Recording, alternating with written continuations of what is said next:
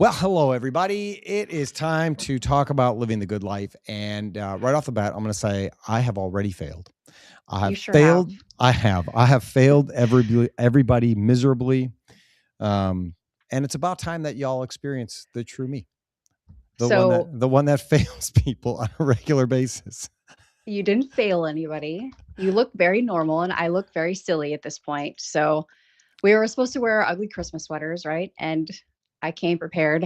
I have my Kenny G sweater with extra decorations. Like this is some hardcore, like this is like a big, like the back of it also. I'm not gonna lie, it's amazing. I am very jealous of it, and that is the infamous Kenny G nipple sweater. Yeah. See, here's the nipple. It's great. I think it's fantastic that you think that you look stupid because I think that that is something rare for you to ever have that feeling. It is. And your computer was having issues. Like one of us always has technical Yes, issues, right? And yes. so I was sitting here. You thought I was not here, but I was, but you Hmm. weren't. Hmm. And then we get on like literally like 30 seconds ago, and I see that you don't have your sweater on. Did Like, you see the what are look you of panic in doing? my eyes though? Because like honestly, it doesn't feel like it's 2 days before Christmas. Yeah, And so, I I mean, agree. like, especially today, it's like 38 degrees in Illinois and the sun is out and there's barely any snow. And uh, so, like, Christmas was like, there's no, and we had our Christmas party on Friday and then we had another Christmas party on Saturday. Yeah. And so it's like, in my brain, it's like Christmas already happened. Yeah, And then I as get soon as that. I saw you, I was like, oh no. Oh, we talked about this. We talked about this. I have been like so excited to wear this. I've been so excited for you to wear that. I So didn't think I'd ever have a chance to wear it again. why wouldn't you have a chance to wear it? You have a chance to wear it It's every so Christmas. incredibly ugly. Like I took garland and just like it's just so random. You made it I uglier, is what you're saying. yes. Yes. I think it's fantastic. Yeah. It was fun. Christopher Sanchez is right. Gen 1, Tony 0. Yes. Yes. 100% agree. Yeah. Thank you, Yeah. Chris. Yeah. Fail. Epic fail on my part. Uh here's what I'll tell you. I will let you designate a punishment for our next show. Okay. Okay. I could do this. Yeah. Yeah. I will listen, I am at your I am at the mercy of you. You tell me what the punishment is, and that's what I will live up to. I could make you do the mustache thing again, but then your wife would probably hate me. She might. Yeah. Yeah. She might. She might hate you. We've been watching like I sit on the couch and I'll like watch reels sometimes at night because I don't want to watch a show, but like I can kill 10 minutes, 15 minutes. And there's all these reels of like the men shaving for the first time. I'm Yeah. Oh sure that yeah. you've seen those. Yeah. The men shaving for the first time and how awful some of these women are when they're like, ew, get away from me. Get away from me. Don't like, it looks gross. Why would you do that to me? And I just think like that falls in the category of things that women can do that men can never do. Like we want equality Yeah. in this world. There's no time that a man is ever allowed to look at his wife or partner and say, you now look disgusting. Get away from me. That is so true. That would be a nightmare. A That would be nightmare. relationship ending. Like you Yes, don't it would. recover from that. You don't ever, yeah. Or Nope. you hear about it for the next 30 years, for Nope. sure. Nope. No. Like, why would you do that with your makeup? Why would you do that with your hair? Why would you like, no, men, Yeah, listen, no, you don't have, no, you just say, you look beautiful today. exactly. And you mean Exactly. it. And you mean There's a it. guy who like I don't ever scroll, but there's this one guy who if I need a laugh, I have to look up the name and put it in the notes because he's the most funny person I've seen in years. But he did that and he surprised his family, like Yeah. shaved his face, and his kids were like, "What are you doing?" And his wife was like, "Ugh." But he also has these other videos where he makes fun of like influencers. Like he has one where he went to Home Depot and he's doing like a Home Depot haul, Yeah. and he has these like nails duct taped onto his actual like nails like that you would hammer to taped onto his fingernails. So he's, you know how like the women do, like they hold a thing and they're like, Yeah. it's like he does this with his like little home goods or Home Depot like goods that he's bought. But he does like all kinds of things like this. He does one where he's like changing the trash bag of the trash can. Okay. Is the funniest thing I've ever seen. I'm gonna have to. I can't remember the name, but I'm gonna put it in the notes. It's hilarious. Yeah. So there you go. You can a temporary perm. Chris, what are you doing to me? Oh, a temporary I perm. thought we were friends. I don't know. Your wife would definitely hate that because your hair is like what's his face's hair, Eric Bana. There, yeah. See, you don't want to ruin that. It may never go Can't back mess with the hair. properly. Like it's mostly gray and kinky and not kinky, but like gray hair doesn't do the same stuff that it's supposed to. So, but yeah, you can think about it. You can text me. You can announce it at the end of the show. You tell me what that's going to look like, and okay, I will make it up. I have to some you. ideas. All right, sounds good. I have ideas. That's good. I'm sure you do. So, I do. Ones that'll make you feel really silly, but are not permanent. So, see, that's what I'm talking about. Silly for an hour or so. Yes. It's fantastic. It's right up my alley. I mean, that's I can handle that. Yes.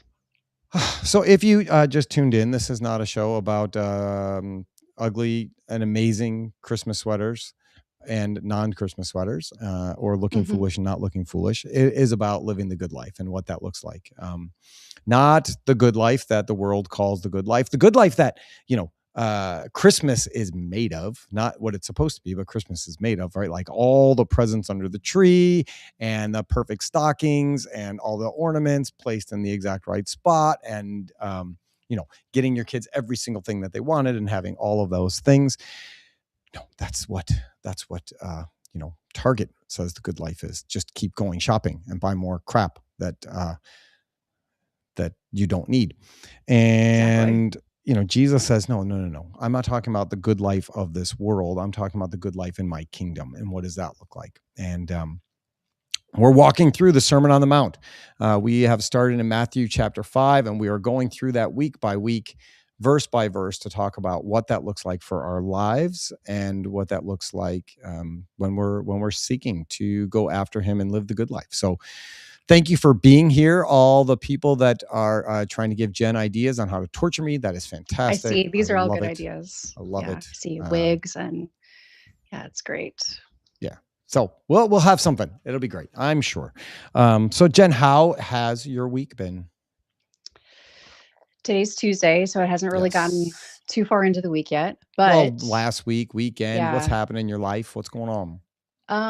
It's been very busy and overwhelming. This Christmas, I will say, is not like any other Christmas has ever been, because I'm usually super on time with everything. Presents are wrapped and under the tree by like the week after Thanksgiving.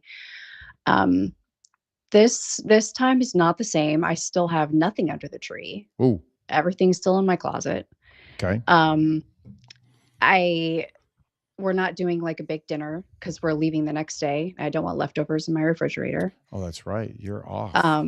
Yeah, we're off to Scotland.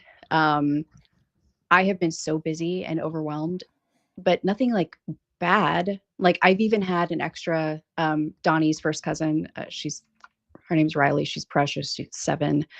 She's been staying at my house the last 4 days because I think I said last week my son's grandfather on his dad's side is still in the ICU. And it's just, Donnie hasn't been able to stay with his dad in a couple of weeks because his dad won't leave the hospital, which is good and the right thing. And I've been trying to help out by taking her. So that's been really, really fun, but also I have no time. Yeah. No.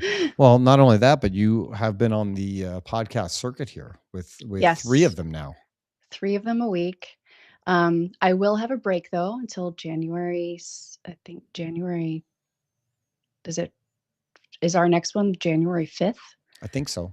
Yeah, I think so. January 5th or 6th though. 6th. Monday. Yeah. The 5th is a Monday, I think. So. Yes, you're right. All right.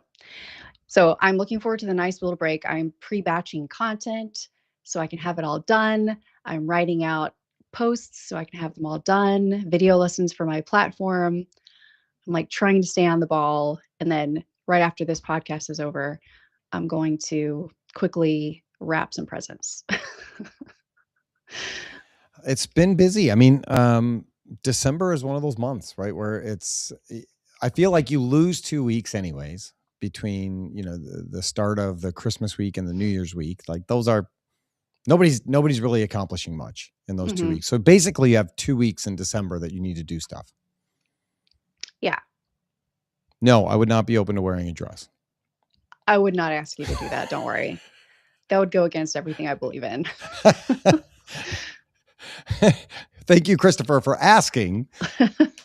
That's not my jam. Not my jam. I know you find that hard to believe. It's not my jam. No, that's awesome. I'm excited for you guys to go on that trip, and just Thanks. get away with the girls. And is Donnie going with? Yeah, Donnie is going. The girls are going. My mom is going, and also the girls' half sister, who I took to Mexico with me over the summer. Amazing. She's going too. Yeah, it's going to be fun. 6 people though. It's going to be hectic. Mm-hmm. We land in Heathrow, and then we have to get to London City Airport to catch our flight to Edinburgh, and it's going to be dramatic and frantic. No, it's not. It's going to be smooth sailing. You got this. You got this. Thanks. Yeah. What about you? What are you most excited for? And also, do you like Christmas Eve or Christmas Day better? I think that I like Christmas Day better. Christmas Eve, we go to my parents' house typically. My mom has a lot of brothers and sisters, and over the years the party has dwindled for whatever reason. But it was great growing up because all my cousins were there, and it was super fun. And so I would say Christmas Eve was probably more of my favorite. But now it's Christmas Day because it's just Kelly and Jack and Grace and I sitting on the floor on Christmas morning. And we, take turns watching each other open presents and tell stories about the things that we bought. And none of us feel rushed or pressured to get through anything. And we can just enjoy our time together. And then later we're going to go over to Kelly's extended family and spend some time with them. But just that dedicated time with the kids, I really, and with Kelly, just the 4 of us in our own space. I just love it. I love it so much. That sounds special. Yeah. A lot of times we'll go to the Christmas Eve service, but it's basically the same time we're having dinner at Christmas Eve at my parents' house, so that's not going to work out. So we'll probably watch that online. I'm going to try and watch that online, see if anybody wants to watch it with us, and it'll be great. It's going to be some time off, a little bit of time off, which we just had when we were gone for Thanksgiving, but. It's going to be good. I like watching people open gifts. It's one of my favorite things. I do too. I don't like opening gifts. When I was a little kid, I used to take my gifts in the other room and open them privately. Really? Yeah. It's all I can do to not do that now. I hate opening gifts. Why? That is not my love language. Like getting gifts is not your love language? I like to get things, but getting gifts is hard for me. I don't know why. I don't enjoy opening gifts in front of people. Are you afraid that you're going to give them the wrong reaction? Possibly. Like, oh, great. Thanks. You bought me a Kenny G sweater with his nipple hanging out. How did you know? I would like that gift though. I used to have such a crush on him when I was a little kid. I have no idea why, because I don't have a crush on him anymore, but I did when I was a kid. I mean, that's fair. I think a lot of people did. I don't think you're alone in that. Yeah. It's the way he played the clarinet. Yes. It was mesmerizing. Kind of like how he is on my sweater. That's right. That's right. That's right. That's right. No, I think I do enjoy getting gifts, but I like watching people open the gifts more. Yeah. Yeah, I do too. And I also like writing people actual cards and letters. Mm-hmm. And I do like receiving those too. That's probably my favorite gift to receive is something written. Like when people like write you some words of affirmation. Yeah, that is my number one love language, so it makes sense. But just because especially in today's world, like to take the time to actually like write something out and Yeah. give to somebody is pretty special, I'd say. Because Yeah. it's super easy to just like get a gift sent to somebody through Amazon. Oh, I would agree with you. Taking that extra time is it allows people to know that you thought of them. Hmm. Jonathan Quinn is agree. with us. He says Kenny G is the reason he wanted to play the saxophone. That's awesome. Do you still play? He Or did you definitely start doesn't. He doesn't playing? have the Kenny G hair anymore. But You can see people's pictures on this? yeah, so, well, sometimes if it comes in through LinkedIn, let's see, does it show up? Oh, Let's see. I can't Oh, see it. Oh, it's a little there. he doesn't have the Kenny G hair. No, But no, but he's a good that would dude. be, yeah. Yeah, I think Christmas can be a ton of fun in a lot of ways, and I love it. I love Christmas. I love everything about Christmas, Yeah. I do too. except for the It's Hallmark really movies. magical. I don't watch those. I think, do you know this about me? They're like my favorite thing in the world. I don't think I know that. I watch Hallmark Christmas movies like no other. Do you watch them throughout the year? I sure do. Hmm. Now, I don't actually spend the time to watch them throughout the year, but anytime I'm falling asleep and I can't sleep, or if I am scared or something, I would say like 2 or 3 nights out of the week, a Hallmark Christmas movie is playing in my bedroom as I fall asleep. All right. On mute. Yeah. I love them. They're magical. They're so silly. They're so predictable. Same storyline, no matter what the story is, but they're magical. And I like to get that magical, like innocent childhood feeling. That's great. I know a lot of people that feel that way. I just they're not my jam. So you watch well, have you switched over to wherever Candace Cameron Bure is now? Because she's no longer Hallmark, right? Isn't she on some other channel? She is. I can't remember what it is though, because there's a few of them that do those. I do like her though. Mm-hmm. She was purely Hallmark before. There's also like the late Lacey Chabert. Yeah. Like she's like the classic Hallmark queen. I don't know. The movies are just really good. That's good. If they make you happy and they make you smile while you're trying to go to sleep and they take your mind off of whatever it is that's bothering you, then they're doing their job.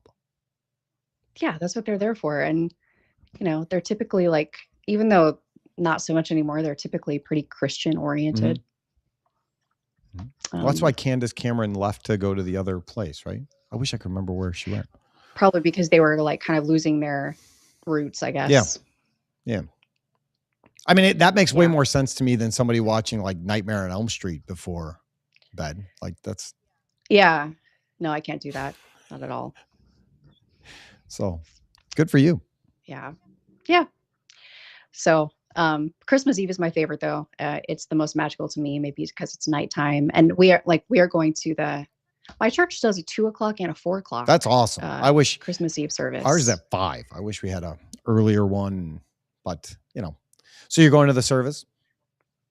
Yeah, we're going to pick my dad up at 3 and take him to the service at 4 and then bring him to my house we open all of our gifts on Christmas Eve. Okay. Traditionally, and then a few more on Christmas morning, but Christmas Eve, we're just, like I said, playing it super low key though, as far as food. And that's when we kind of do the same thing that you guys do. Everybody takes their time opening the gifts, and there are not going to be very many gifts this year though.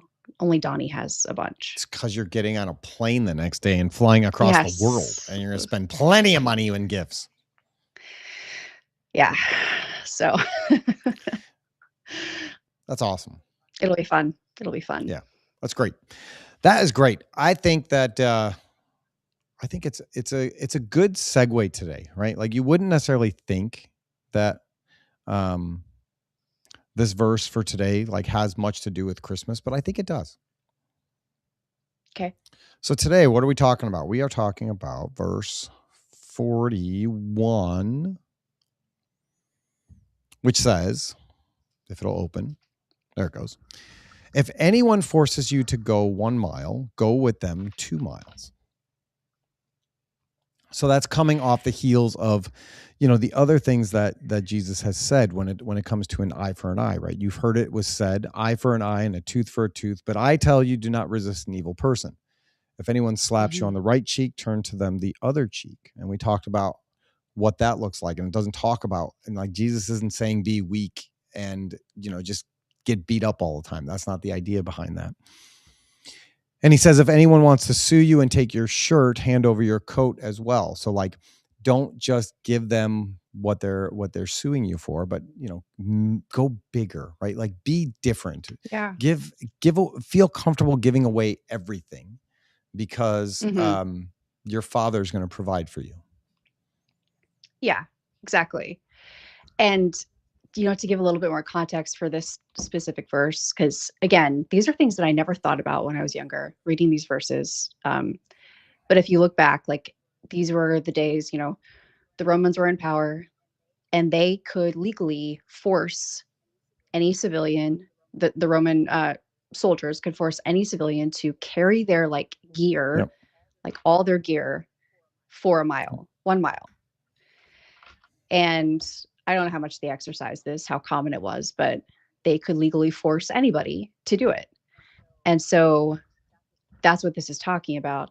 And so, yeah, so you're forced to do the mile, but then, and that's kind of like a shame, humiliating kind of thing to do. Like, can you imagine being somebody who was asked to do that? And like, you would feel stupid. You would feel everybody's looking at me. Like, at least that's what I would feel. But then Jesus is saying to go the extra mile, go another mile. And this is something that I didn't think about in the other couple of verses, but, considering that you are in a position to where you feel small and mildly humiliated to massively humiliated, depending on who you are, this is a way to take back your agency. It's to take back the authority, to take ownership. Like, because if you just go that mile, you leave still feeling small, right. I think. But if you go the extra mile, you're not doing it in spite of the Roman soldier. You're not doing it in spite of the person asking you to, do this or do this in today's world. You're doing it to take back your agency and feel like yourself again, feel confident, feel good in who you are under God. Sure. I guess that's what, yeah. And it's empowering too, right? You're not the victim in that situation. That's what I'm looking for. You take away any chance of being the victim because you come out on top at that point. And you're saying like, you're not breaking me, right? Like I got this, I'll do it. It's fine. Right. And to your point, you might not be going that direction and they could grab you and say, come on, you're walking with me. And so you're going potentially 4 miles out of your way by listening to Jesus. So, normally you're just going 2 miles out of your way, but Jesus is saying, no, take it a step further, go a second mile, double what they're asking you to do, right? Like go all in on that. And so like, you're totally going out of your way to make an impact for the kingdom.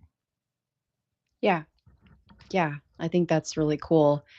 I can think of some instances in which this wouldn't work out, like where it eventually, I think, beat you down. Like, you always hear like the classic or work example about, there's a guy at the office, he's super lazy. He like delegates everything to everybody else and he never does anything. If you keep taking on that kind of stuff and doing extra, well, then you'll never get your own work done. That's the only thing I can think of in which it wouldn't work. That if you're like taking on other people's responsibilities, then you won't be able to get your own stuff done. Yeah. I don't know if that makes sense. And that might be why, Jesus doesn't say like somebody asks you to go or forces you, not asks, forces you to go a mile, go 10. Yeah. Right. That's true. So it That's seems very like true. there is a limit. It's still an extreme to like Mhm. double what they're asking you to do or telling you what to do. Um, but I think there is that idea that you still have to do the things that you need to do. Yeah, there's a limitation. Yes, you're so right. It's just, this is double. It's not 10 times. Um, That's and again, forgiveness. yeah, yeah, that's, like I said, that I think that's when it turns into something that's not what he's asking you to do here. Um, that you have to explore yourself. But I think, yeah, this is it's like the first mile is forced, the second mile you have chosen, Mm-hmm. and that means a lot. Yeah. Because again, that's you leaving this situation with the authority. They don't have the authority anymore at that point. And I think it's another one of those examples of like being totally different than what the world says, right? Like Mhm. you did a good job of explaining that this was not something that anybody looked forward to happening to them, Mhm. right? And when it comes to those Roman soldiers, like I'm not saying everything that happens in The Chosen is 100% accurate. That's not where I like. I have the Bible open here. I got the Bible open over here. Like it's not my whole worldview is based on Dallas Jenkins and The Chosen. Yeah. Um, but they do a lot of historical digging to find out what was going on in those times. And there's a scene in The Chosen. We probably could have pulled it, but we didn't do that. Yeah. I didn't I even love the forget. I scene. didn't even forget. I didn't even remember a Christmas sweater. So there's no way I was going to remember that. Yeah. But there's a scene where Jesus and the disciples get stopped by the Roman soldiers, and the Roman soldiers are making them walk the mile. And while they're doing that, they're forcing them to also carry their stuff, whether that's Mhm. their helmet or their shield or their bags or their whatever it is. Probably not their swords because that would be dumb. Yeah. But all these other things, and they can't understand why. Like at first, the disciples are all very disgruntled and they don't want to do it and they're frustrated. And Jesus takes the lead and he's also carrying the things and he's doing it right along with them. And then after that first mile, then they're ready to stop. And Jesus is like, nope, let's go. Keep going. And they're like, And he, "What?" yeah. And then the griping starts and the grumbling and the complaining a little bit. And then as they're walking, the Roman soldiers start thinking like, what is going on here? This is Yeah. weird. It's so great. And then they start to have their own kind of like humbling experience, like as perceived in the show. Right. But how many times has that happened in our lives where, you go that extra mile for somebody and then they start to recognize like, oh, this isn't right. I should really pick up the slack. I should really carry my own stuff. I should really do those things for myself and not rely on somebody else to get me through that. Yeah, I think it illustrates this very well, that scene does. It's a really great scene. And yeah, like you do see the Roman soldiers first looking strangely and suspiciously, like, why are they still going? And then they start feeling guilty and they start taking their their shields back and their helmets back from the disciples because it's heavy, right? Like Mm-hmm. they have heavy stuff. And so, yeah, I mean, I think you can probably think of times like this, and maybe that experience changed those certain Roman soldiers' lives forever, because then they um change their perspective. They change the way they treat people. Like, and this happens today, right? Like, um you can you tell people how to respect you. You tell people how to treat you. Yep. And doing I think this way is really good and righteous and also psychologically effective. And the idea calls back to Proverbs 25:21 through 22, which says, if your enemy is hungry, give them food to eat. If he is thirsty, give them water to drink. In doing this, you will heap burning coals on his head, and the Lord will reward you. I love that. So while you're being overly kind to somebody that they feel like, you know, your enemies, or you may feel like your enemies, eventually there's that shift and they can't understand why you're doing this thing. And it eats at them because of the negative way that they've treated you and the positive way that you're treating them. They can't help but feel horrible about it. And that's not a reason to do it, to make them Yeah. feel horrible. Yeah. But when you're loving other people, that's when God rewards you. That's why it says the Lord will reward you when you're doing those things, when you're loving God and loving people, not doing the bare minimum. I think that's the key there. Yeah. Not doing the bare minimum, which would also include being, resentful in those moments, being angry in those moments, being disrespectful back in those moments, right? Like, this not only tells you to go the extra mile, but I think it also tells you to emotionally, respectfully go the extra mile too. This is why I keep saying, praying for your enemies is a good thing, treating your enemies with respect. Um, Even if you think about politics, the right and the left are so at war with each other.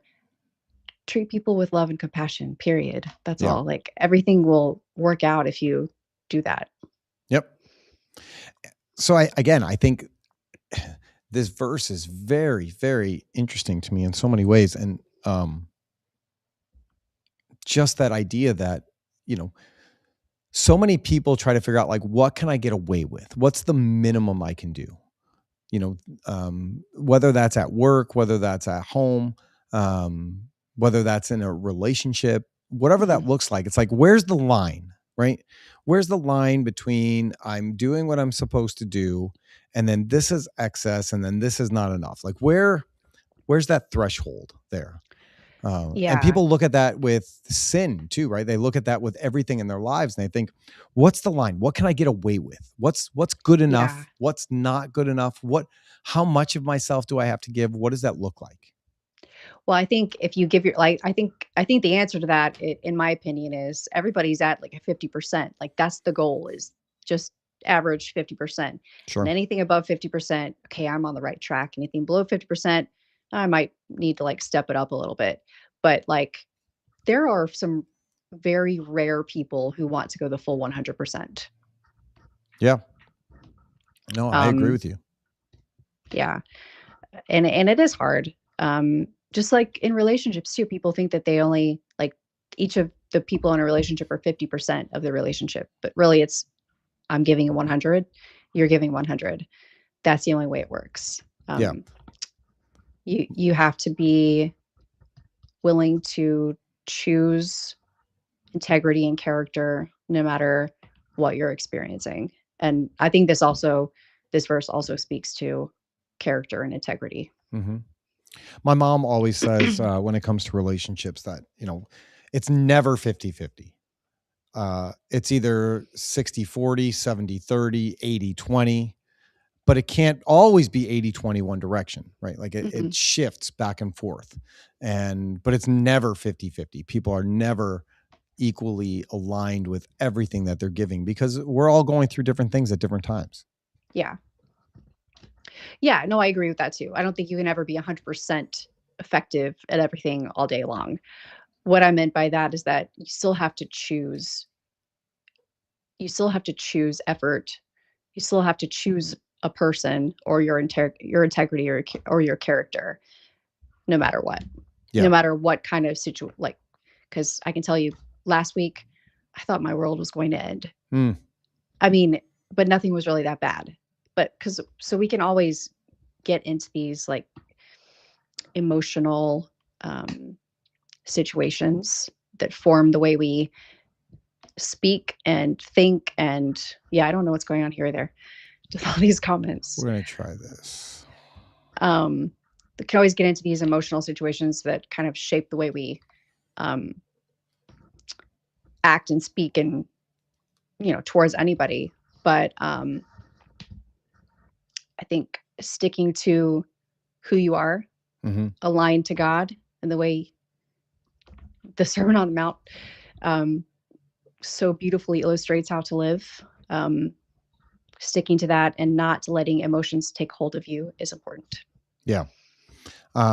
Joey, undefined, whoever you are, right now you are on the blocked list, not because of the content of your comments, but because it's just letters and numbers and it looks like you fall asleep. So, uh, if there's things that you would like to, we're not going to block people for their thoughts and opinions, but, you know, if you have thoughts and opinions, we love to hear it and share it. It's Well, just for the distraction of not nonsense. Yeah, it is definitely distraction. This is the same person that has Yeah. done this in the past. Now, Yeah. the good thing about this is that it does boost the algorithm so more people can hear about Jesus. Truth. Yeah. I think so here's what I'll say where I was saying I think to me I see a tie into Christmas is that God didn't do the minimum for us, right? Like he saw the brokenness of humanity, and the minimum would have been like show some mercy, right? And say like, all right, we're going to weigh the good with the bad. That's what we're going to do. We're going to see, where the scales fall.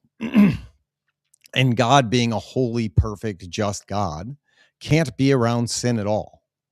Yeah. And so he doesn't do the bare minimum of like, wipe it clean and say like, you get a second chance, right? Because that might be fair. If somebody said like, God, forgive me, I'm a sinner, have mercy on me. And he was like, okay, cool. From today forward, you're starting over, right? That would be like going 1 mile, right? Right. You need my help. I'm giving you my help, but I'm giving you my help. Now it's up to you to do it. You're starting back at zero. Good luck, right? And yeah, and God doesn't do that.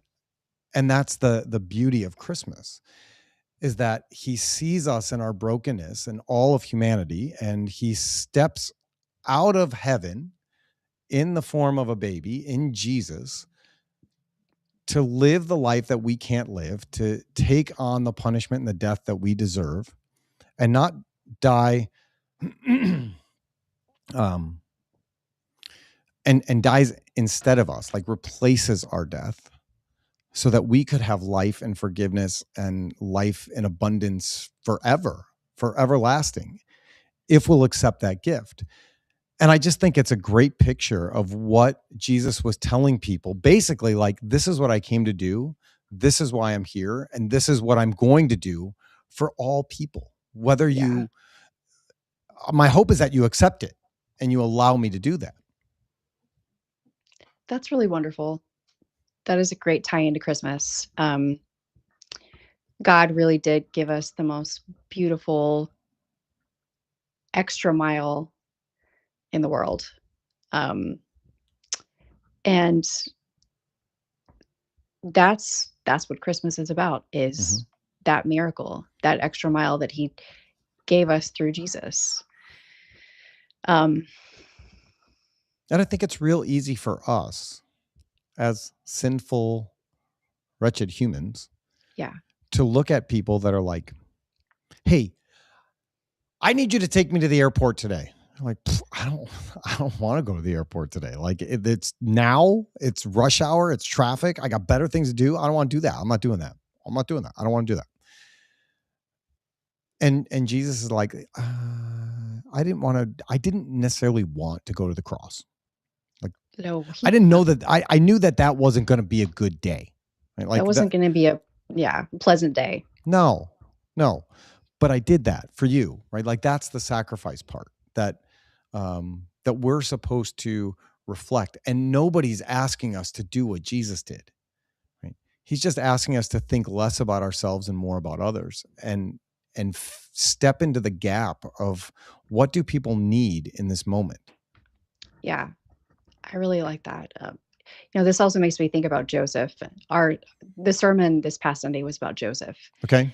And I think he went the extra mile too. He was going to be the father of Jesus, but before he knew that, the earthly father of Jesus, before he knew that, he was betrothed to Mary, and the betrothal was this like year-long process where they were like engaged, but it was more legally bound than our engagements today. So they couldn't like have sex. They didn't really see each other because the guy who was like the husband, but not fully yet, was like usually preparing a house for them to live in. So they didn't even see each other. Yep. And so, in walks Mary, like 12 to 15 years old, probably estimated about 3 months pregnant when he first saw her. And like, what would you think as a guy? Like, okay, I'm going to have to divorce, because you had to divorce also. And if Right. you're betrothed to somebody and you didn't want to be anymore, you actually had to divorce them. So he was at least a good guy. He wanted to quietly divorce her so that none of them or either of them would experience any kind of ridicule, or at least minimize it. And, then of course, an angel came to him in his dream and, told him what was actually happening. And in those moments, he knew, and he decided to have faith and choose to marry Mary anyway and be Jesus's worldly father, while recognizing that his life would probably be pretty hard. There would be people making fun of them. Yep. She would be a cheater. He would be dumb for marrying her. They couldn't, or even if they assumed that it was his, they couldn't wait to have sex. All of these things. He was building a carpentry business. No, how was he going to get customers if he had a bad reputation? Like, all of these things he was considering. But of course, he chose Jesus and he chose Mary, and that's definitely a second mile. Yes. He could have just divorced her and just be done with it, and like he could have forgiven her and divorced her, but he did the whole thing.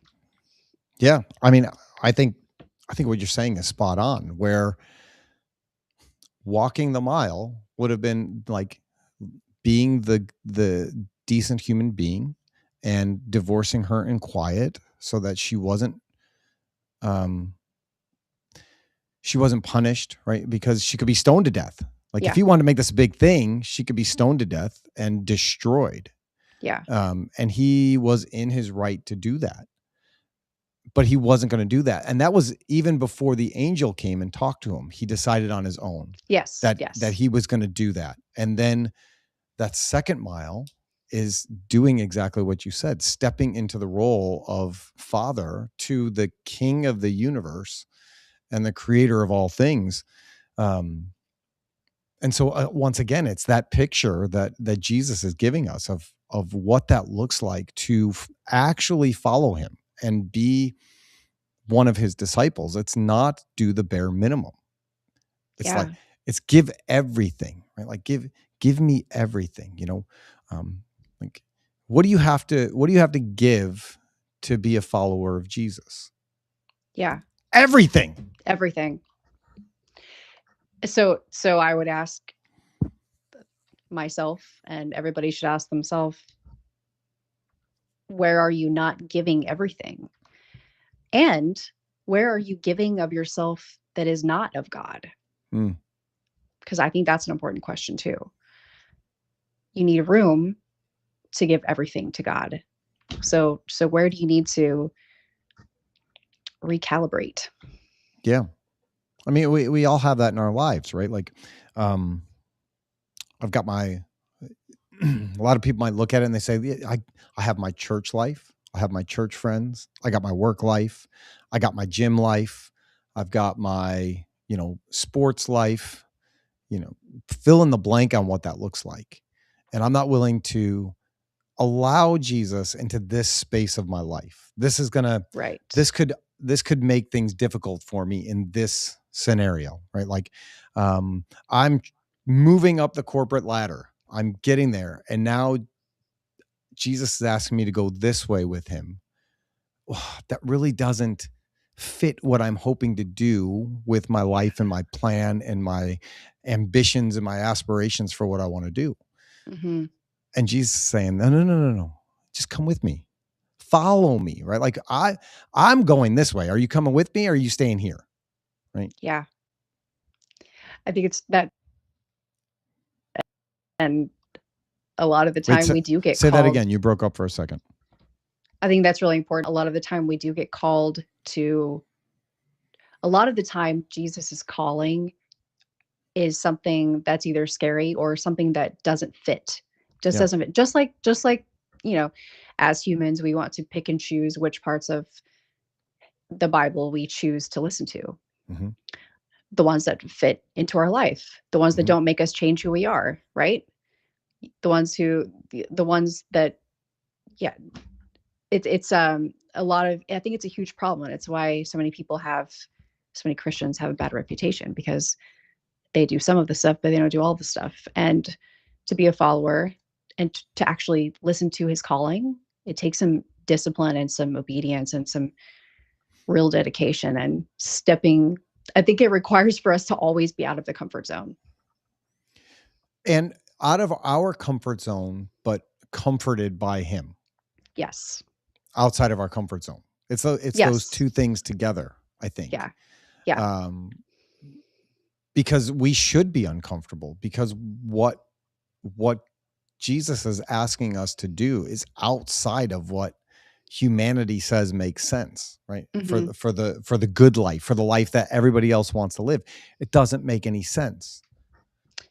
Yeah, to your point that you usually talk about, part of this is, being set apart from the rest of humanity by doing these things that he has asked us to do. So in order to be set apart, you have to do different things, things that are not the norm. And everybody wants to follow the norm because it's nice and safe and comfortable, but that gets you nowhere. Like, Right. even if you take, I would say, even if you take um, a lot of the stuff out of the picture, even in like just a career, if you don't set yourself apart, you don't get anywhere. Mm-hmm. Yeah. So, and what does that look like to set yourself apart? There's two ways that you can do that, right? You can be the guy or the girl. You could be the person that creeps up to the line of what is expected of you, which is fine. You're probably still going to get a raise. Mm-hmm. You're probably still going to get a good review. You could be the person that surpasses it a little bit, right? You can get a C, you can get a B, right? Yeah. You might get a little recognition here and there. You might. It might also go unnoticed. It might. But you also have to recognize what you're doing it for and who you're doing it for. And then you could be that person that super excels, that wants more, that wants to stand out, that wants to be different than all the rest. Yeah. And you go the extra mile. I mean, that phrase has stuck with us in society, right? Like, be willing to go the extra mile. What does that mean? It means literally go the extra mile, right? Like, double the effort that you think it's going to take. Yeah. And make people stop and notice and go, whoa, did you see what Jen did today? That's amazing. I mean, I wore this. I mean, not only did she wear the sweater, but she added stuff to the sweater to enhance it. Like, the sweater was 50%.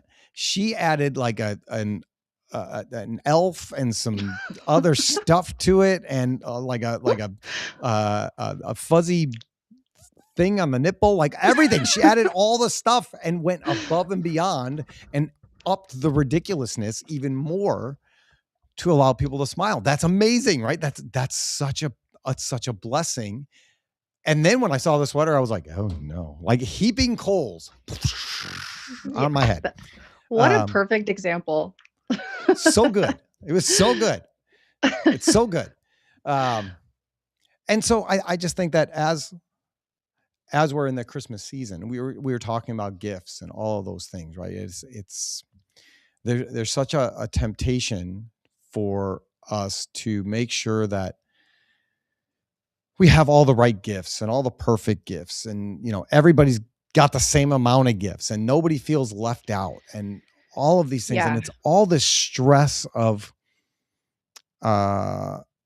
something that is not actually the reason for the season. Yeah. It takes the real, the store-bought magic takes the real magic and miracle and gift away. Yeah, it really does. It really does. And most times we want to go above and beyond for the people that we love. Like, nobody says, I love this person so much. What's the minimum I can do for them Yeah. to show them that, right? When you love somebody, you want to go all in. You want them to have whatever it is that they need that will make them smile, that'll make them feel loved, that'll make them know that they are the object of your affection. I mean, it's not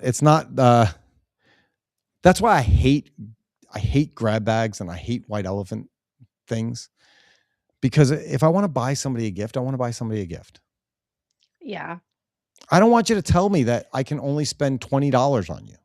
Like, yeah, that's true. If I see something that I want to buy for you, I want to buy it for you because I care about you, not because I agreed to buy something for some random person on a list and I agreed to spend $20 and I agreed to like X, Y, and Z. Like that's a gift should not be a contract.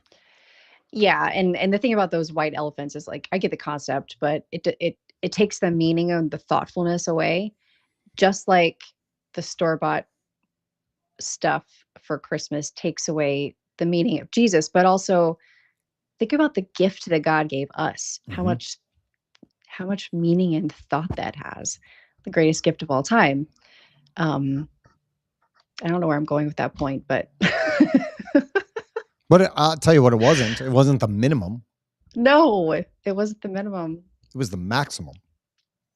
It was himself the in ultimate place maximum. for us, right? Like takes our like the worst trade in the history of trades. Like if you're looking at sports, is the worst trade you could ever possibly make. You're trading total and complete perfection for wretched awfulness. Yeah. Like, and that's the trade that he made out of love. Like that's you go 1 mile. Somebody forces you to go 1 mile, you go 2. That's so where we need to do that in our lives as we're, doing these things, getting together with our families on Christmas and in the holidays. There's going to be people that you don't want to see. Yeah. Like this is reality, right?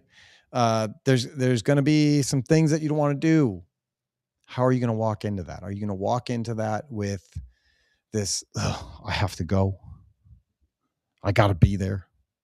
I told them I would go. I'm going to make my grandma happy. Like, what does that look like? Or are you going to walk into that space knowing that there's people that need to know the truth of Jesus?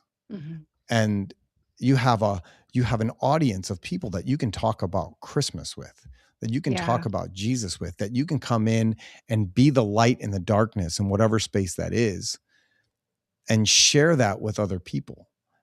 Yeah. It's an opportunity to step into that, to go that extra mile and not just show up, but show up as an image bearer of God and as an imitation of Jesus and step into all those things and do it. I love that. I'm talking to myself too. There's plenty of times for me to do that this next couple of weeks. Yeah, I'm sure for all of us. I'm thinking of all, and our friend David Cruz, and this makes me think of this is something that's uncomfortable, but I feel like if he asked me to do it, I should probably do it because maybe God is asking me to do it. I don't know, but he sent me a random message and said, "Hey, while you're in Scotland, pick up an ornament and then also buy a scarf for a homeless person." Like, okay, I feel like I should do that.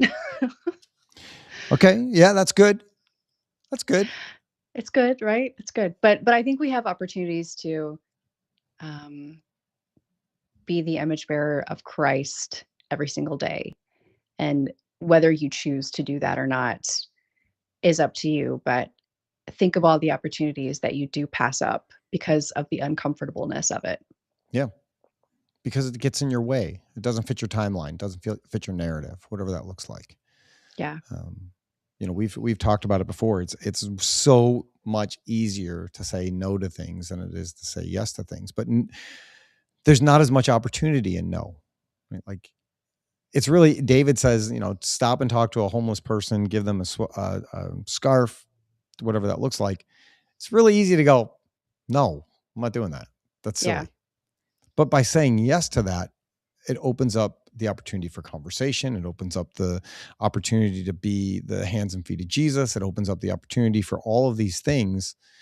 And you're there anyways. It's now, if he would have, if he called me and he said, hey, I want you to go to Scotland and buy a scarf for a homeless person, I'd be like, are you out of your mind? Like, I'm not going to Scotland. Like, yeah. No. Yeah, that would be super inconvenient. Yeah.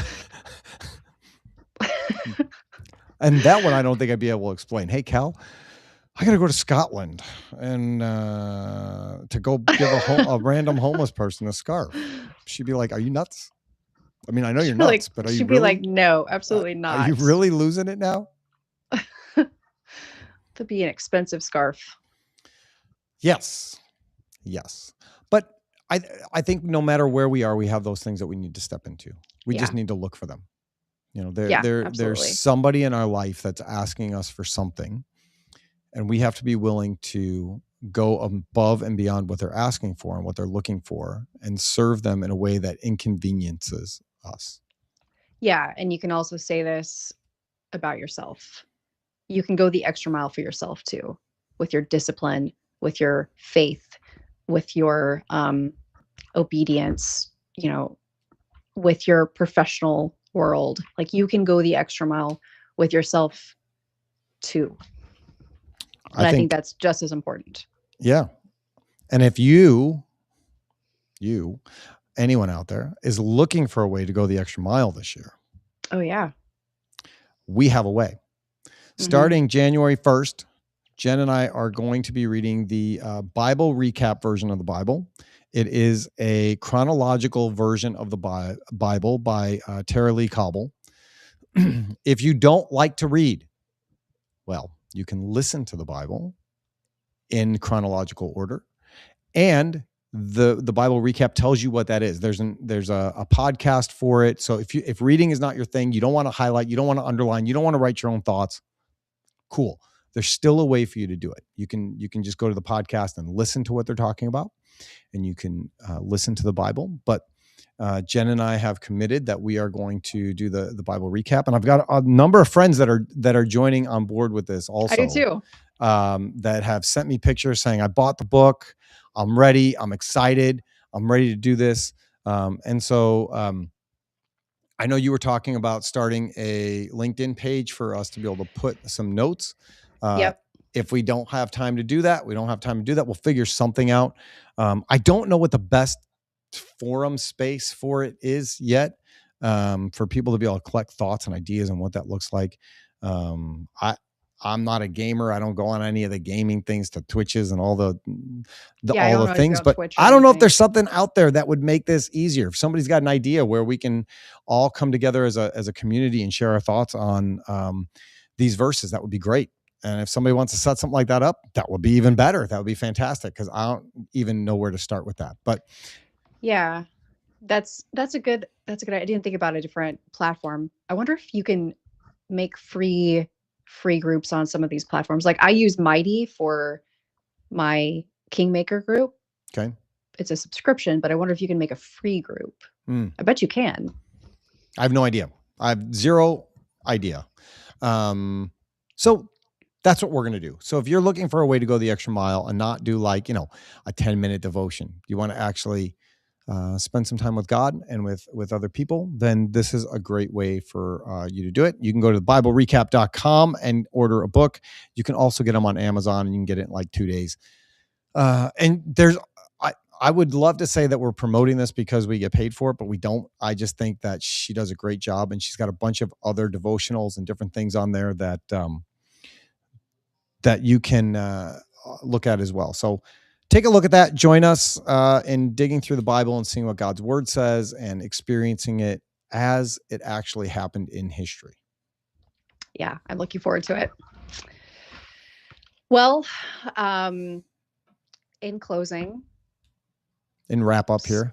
Yes, as you go through the rest of the Christmas season, as you go into the new year of 2026 with no resolutions, because those don't work. Instead, think about how you can go the extra mile consistently in your life. Like, actually reflect on this, pray about it, um, write down some action steps that you could be at least aware of on a daily basis. Think of opportunities that present themselves on a daily. Like, if you're looking for the opportunities, they will present themselves. If you're not looking for them, well, they won't. I think that's absolutely true, right? Like, seek and you will find. Knock and the door will be open. Exactly. Yes. But if you're not seeking or knocking or searching, you're not going to hear. Right? I know you don't do resolutions. I don't like resolutions either. I think they're silly. Is there a word or a concept that you have for 26? So I always do this. I don't have one yet. I'm sorry, that's like very unexciting to say. I don't have one yet, but I will have one within the next couple days. Do you have a word? I don't think I do yet. Oh, no, I was just asking. Okay. I don't feel as bad then. No. When we were on our last back to school youth retreat there, our youth pastor said, he gave us all a rock and we were supposed to write down one word on the rock, that like one thing that we were asking God for the coming school year and everything else. Not that I'm in school, but we were there. And my word was clarity. I wanted clarity. And yeah, that was the rock. That was the thing that I thought was going to give me more connection to God and understanding more things. And I think that I've had more clarity in the last little bit, or been looking for more clarity in understanding, things like we talk about, like the why behind doing certain things, like not just doing it because, but understanding what I'm doing that for, and pushing a little bit further to understand those things instead of just blind obedience. Yeah. I like that. Not that you shouldn't obey God without an understanding. But some of that stuff is not just obeying God. It's just understanding and having clarity on what things are. Well, yeah, if you have the clarity and the understanding and the meaning, it actually is a lot more doable. Yep. Yeah, I think that's so if you guys and the viewers know of your word for 2026, we would love to see it. And then we should all share ours in the comments later. Love it. Once we figure it out. Love it.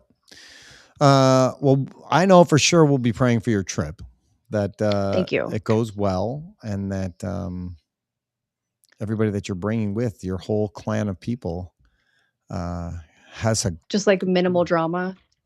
Yeah, no drama. No drama. We want no drama. It's a lot of women. Donnie's the only little dude. It's a lot of estrogen. That's true. Yeah. Oh boy. Yeah. We will be praying for you. Thank you. I appreciate that. Sure. But aside from that, are there any other prayer requests you have? No. What about you?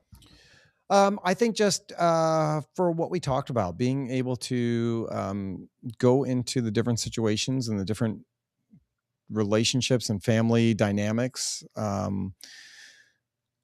open-minded and with intention to have a good time and engage in real conversation. Not, like, how's the weather? How's your job? Like, nobody cares. Yeah.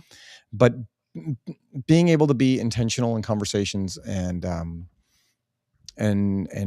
work on building stronger relationships and realizing that we're there for a reason and a purpose. Yeah, I love it. All right. Well, should we pray and get out of here for today? Yeah. All right, let's do it. Heavenly Father, thank you for today. Thank you for this time. Thank you for everybody that chimed in and joined us and made us laugh and giggle and gave us some thoughts on your word. God, we just pray that you would continue to give us clarity in your word, that we would not see it just for the words on the page, but for the intention in your heart, that it would wreck us at times, and that it would shape us at times, and that it would lead us to know you in a bigger and deeper way, that it would show us how big you are and how small we are, and how that you love us so much that you never, ever, ever seek out to do the minimum for us, but you give us the maximum. You give us yourself, in your spirit and your son, and in you.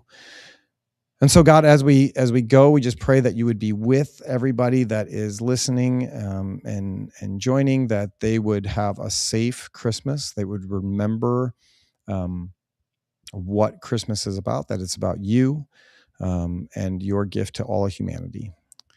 Thank you for loving us, even though we don't deserve it. Thank you for that gift.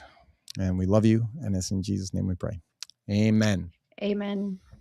Thank you. So now, are you you're going to send me a message at a later date, or were you going to announce this thing that you're going to have me do?